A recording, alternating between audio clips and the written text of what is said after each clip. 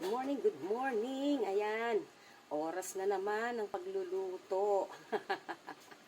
Ano ba ang mga ulam nyo sa tanghalian? So, guess what? Ang lulutuin ni nanay sa tanghalian.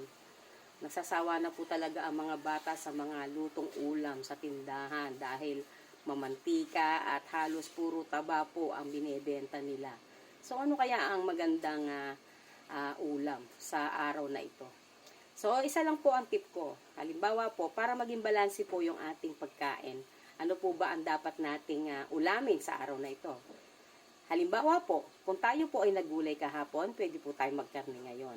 And then, kinabukasan kung karne ngayon, at bukas po ay isda. So, pwede pong ganun, no?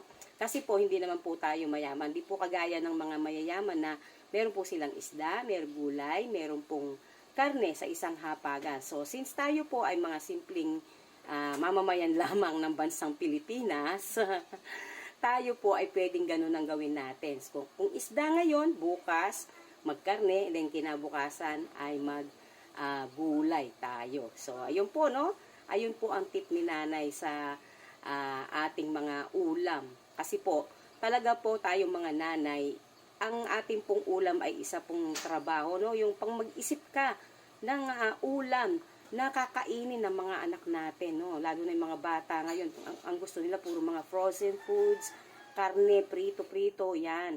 Yan po yung mga gusto nila, no? So, siyempre po tayo mga nanay, gusto po natin na maging healthy yung kanilang kinakain, no? At maging balanse po yung diet nila at maging healthy po yung mga katawan ng mga anak natin, especially yung mga nag-aaral, di po ba? So, ang ulam ko po ngayon ay fish. Dahil fish po, tapusin nyo po ang video na to at manghuli po kayo ng fish, di po ba?